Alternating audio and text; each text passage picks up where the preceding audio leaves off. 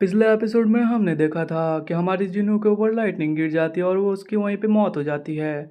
और हमें ये बताया जाता है कि हमारा जिन्नू रीइंकार्नेटेड हो जाता है। उसे पता चलता है कि ये प्लेस तो कैरियन है।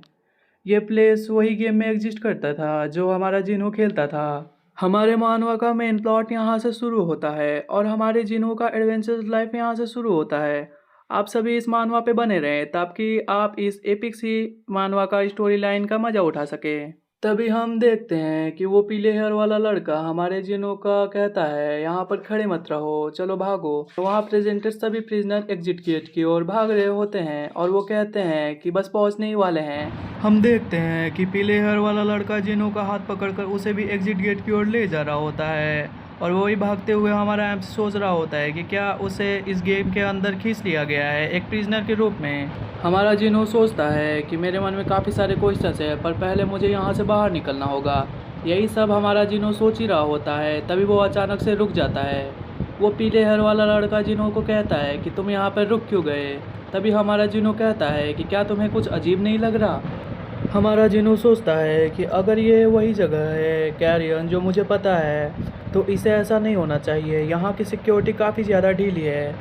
तभी पीले हेयर वाला लड़का कहता है कि हमारे यहाँ ऐसा ही होता है, मजाक कर रहा हूँ। तभी वो पीले हेयर वाला लड़का कहता है कि हमारे यहाँ ऐसा इसलिए हो रहा है क्योंकि यहाँ पे वार्डन क्लार्क नहीं है, इसलिए हमें यहाँ से जल्दी भागना होगा। हम देखते हैं हमारा जिनो पीले हेयर वाले लड़के के कॉलर पकड़कर उसे घसीटते हुए पीछे की ओर भागने लगता है। पीले हेयर वाला लड़का कहता है कि ये तुम क्या कर रहे हो, मुझे जाने दो, मुझे यहाँ से बाहर जाना है। हमारा जिनो सोचता है कि अगर ये जो कह रहा है वो सही है इसीलिए सभी के सभी प्रिजनर्स बाहर की ओर भाग रहे हैं, पर मेरी इंस्टिंक्ट मुझे ये कह रही है कि मुझे वो गेट क्रॉस नहीं करना चाहिए। वो पीले हेयर वाला लड़का हमारे एमसी को कहता है कि मुझे जाने दे भड़वे, गेट खुलने ही वाला है। हम देखते हैं कि गेट खुल जाता है और जितने प्रिजनर्स बाहर की ओर भाग रहे होते हैं वो बाहर की ओर पहुंचने वाले होते हैं। और तभी पीले हेयर वाला लड़का कहता है कि मुझे जाने दे, यहाँ पे मुझे मत रोको, मुझे जाना है बाहर की ओर। हम देखते हैं सभी प्रिजनर बाहर की ओर जाते हुए काफ़ी खुश लग रहे होते हैं। वो प्रिजनर कुछ समझ पाते उससे पहले ही हम देखते हैं कि किसी का हाथ कट के उड़ रहा है। वो किसी और ने नहीं, क्लार्क ने किया रहता है। क्लार्क को वहाँ पे देख के सभी प्रिजनर डरने लगते हैं क्योंकि क्लार्क वहाँ का सबसे पावरफुल वार्डन होता है। हम देखते हैं क्लार्क का फेस पास से जो ठीक ही ठाक लग रहा होता है। वो कहता है कि तुम यहाँ कीड़े मकोड़े क्या कर रहे हो, और ऐसा कहते ही वो अपने सोल्जर्स को ऑर्डर दे देता है कि यहाँ मौजूद सभी के सभी प्रिजनर को मार डालो। हम देखते हैं पीले हेयर वाले लड़के को ये सोच रहा होता है कि क्लार्क यहाँ पे क्या कर रहा है। तभी हमारा आरान कहता है कि क्या ये ऑब्वियस नहीं, ये एक ट्रैप था। तभी हम देखते हैं सभी के सभी प्रिजनर्स को जो क्लार्क से डर के पीछे की ओर भाग रहे होते हैं, पर वहाँ पे क्लार्क ने किसी को नहीं छोड़ा होता है, सभी के सभी प्रिजनर्स को मार दिया होता है।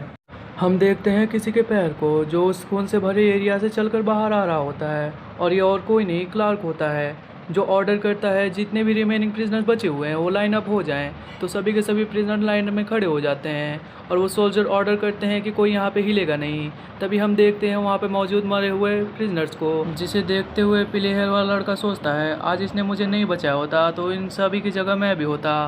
तभी वो इन सभी प्रिजनर्स की मौत को देखते हुए उल्टी करने लगता है। तभी वहाँ पे एक सोल्जर आके कहता है कि क्या मैंने तुम्हें कहा नहीं था कि हिलना मत।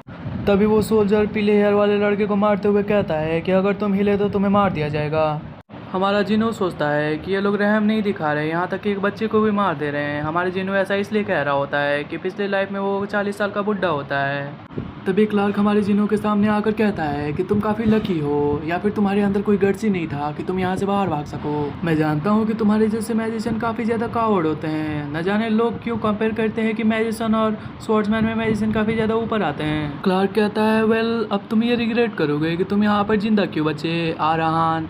ये कहते हुए वो हमारे एमसी का नाम लेता है। अब हमें यह पता चलता है कि इस लाइफ में हमारे एमसी का नाम आरान है। आगे हम हमारे एमसी को आरान कह के स्टोरी को कंटिन्यू करेंगे।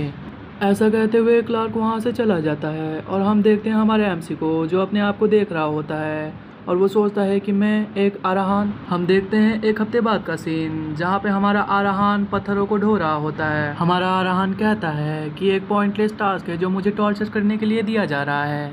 तभी आरान अपनी बॉडी की तरफ देखकर सोचता है कि ये बॉडी काफ़ी ज़्यादा वीक है, यहाँ तक कि मुझे एक पत्थर को यहाँ से वहाँ ले जाने में भी ऐसा लग रहा है कि मैं मर जाऊँगा। हमारा आरान कहता है कि मैंने मैजिक भी ट्राई किया रात को पर वो मैजिक भी वर्क नहीं कर रहा। हम देखते हैं हमारे आरान को जो ये कह रहा होता है कि ये काफ़ी स्ट्रेंज है, एक आराहान जो मैजिक नहीं कर सकता, क्योंकि आराहान तो जाने ही जाते हैं स्ट्रॉन्ग मैजिक के लिए। इससे हमें ये पता चलता है कि आराहान कोई नाम नहीं, ये एक फैमिली नेम हो सकता है। तभी हमारा आराहान सोचता है कि इसलिए शायद मुझे मेरी फैमिली ने अबांडन कर दिया होगा। ये कोई शॉकिंग बात नहीं है, क्योंकि आराहान ऐसी ही होती है। हमारे आराहान को पीछे से एक सोल्जर कहता है कि जल्दी जल्दी काम करो, वहाँ पर खड़े मत रहो। तभी हमारा आराहान सोचता है कि फिर भी ऐसा होना नहीं चाहिए। तभी हम देखते हैं हमारे आराहान को, जो कि स्टेटस विंडो की तरफ देख रहा होता है। हमें पता नहीं कि स्टेटस विंडो इसके पास कब से है और इसे कब से मालूम चला, लेकिन इससे हमें ये पता चलता है कि स्टेटस विंडो के साथ वो काफ़ी ज़्यादा ग्रो होने वाला है और आगे चल के काफ़ी ज़्यादा पावरफुल होने वाला है। और स्टेटस विंडो में लिखा हुआ रहता है सिंक्रोनाइजेशन इन प्रोसेस, और वो 70% तक पूरा हो चुका रहता है, यानी कि 100% आने पे वो काफ़ी ज़्यादा पावरफुल हो जाएगा। हमारा सीन शिफ्ट होता है और हम देखते हैं एक लॉज को, जहाँ पे सभी प्रिजनर्स बैठ के खाना खा रहे होते हैं, और वहीं पे हमारा आराहान भी बैठ के खाना खा रहा होता है। और वो सोचता है कि यहाँ पर आने के बाद मैं काफ़ी मेहनत कर रहा हूँ, पर यहाँ का खाना देख के ऐसा नहीं लग रहा है कि मैं बल्क कर पाऊँगा। तभी वहाँ पर हमारा पीले हेयर वाला बंदा आ जाता है। वो आराहान से पूछता है, नंबर 218, क्या तुम आज फिर से अपना ब्रेड नहीं खा रहे हो? तो आराहान कहता है, नहीं, मैं आज नहीं खाऊंगा। वो अपना ब्रेड उस पीले हेयर वाले बंदे को देते हुए कहता है कि ये लो, तुम खा लो। हमारा आराहान उस पीले हेयर वाले लड़के की तरफ देखकर सोचता है कि यहाँ मौजूद सभी प्रिजनर्स मुझे इग्नोर करते हैं, पर इससे कुछ फर्क नहीं पड़ता। ये मेरे साथ आके मुझसे बात करता है। और यही सब आराहान उस पीले हेयर वाले लड़के की तरफ देखकर सोच रहा होता है। और तभी हमें बताया जाता है कि आराहान क्लैन मेजेस की फैमिली में सबसे ज्यादा स्ट्रांग होती है। उन सभी के पास एक रेड आई होती है as a symbol of their clan. ऐसा कहा जाता है कि यह एक कर्स है जो काफी सारे लोगों को मारने के बाद मिला है। ऐसी भी अफवाहें हैं कि आराहान की आंखों में देखने का मतलब सीधे मौत होता है। वैसे पर्सनली मुझे आराहान की आंखें काफी ज्यादा बढ़िया लगती हैं, ज्यादा कूल लगती हैं, मजा आ जाता है देख के। हम देखते हैं आराहान को, जो कि पीले हेयर वाले लड़के की तरफ देखकर सोच रहा होता है कि हमारी एज सेम है और हम एक ही रूम शेयर करते हैं, पर मेरे इस बॉडी में आने से पहले मैं तो इसे नहीं जानता था, मुझे इसके बारे में कुछ पता नहीं है। तभी हमारा पीले हेयर वाला लड़का आराहान से कहता है कि तुम्हें अपने आसपास काफ़ी ध्यान देना चाहिए। आराहान कहता है, ऐसा क्यों? पीले हेयर वाला लड़का कहता है, बहुत सारे प्रिजनर्स को लग रहा है कि तुम्हारे कारण उनका वर्कलोड बढ़ गया है, इसलिए वो तुमसे काफ़ी ज़्यादा गुस्सा है।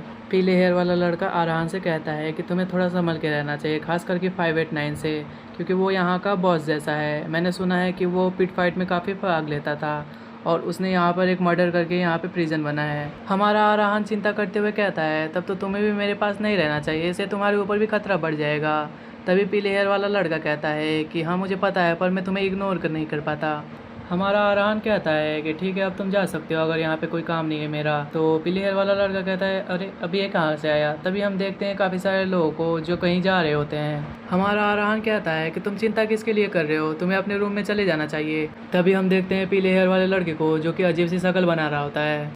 हमारा साइड शिफ्ट होता है और हम देखते हैं बैच नंबर को, जिसपे 589 लिखा होता है। और हम देखते हैं आराहान के सामने 589 वाला प्रिजनर उसके सामने खड़ा हो जाता है उससे फाइट करने के लिए। ऐसा लग रहा होता है वो आराहान को मारने के लिए आया है। तभी वो प्रिजनर कहता है कि मुझे पता चला है कि हमारा वर्कलोड तुम्हारे कारण बढ़ा हुआ है। हमारा आराहान कूल अंदाज में कहता है, हाँ हुआ है तो क्या? इसे सुनते ही वो टकला वाला गुंडा आराहान के ऊपर हमला कर देता है अपने पंच से। हमारा आराहान भी पुराने जमाने का फाइटर ही है, उसने इस पंच को काफ़ी इजीली डॉज कर लिया होता है। जहाँ पे उस टकले ने अटैक किया होता है वहाँ पे काफ़ी ज़्यादा धूल उड़ने लगती है और हम देखते हैं हमारे आराहान को, जिसने उस टकले का कॉलर पकड़ा होता है। वो वहाँ से जंप करके सीधे टकले के फेस पर हमला कर देता है अपने नी के द्वारा। हम देखते हैं कि वहाँ मौजूद सभी के सभी लोग वो ये देखकर शॉक हो जाते हैं। तभी सीन शिफ्ट होता है और हम देखते हैं उस टकले को, जिसे कुछ भी नहीं हुआ रहता है।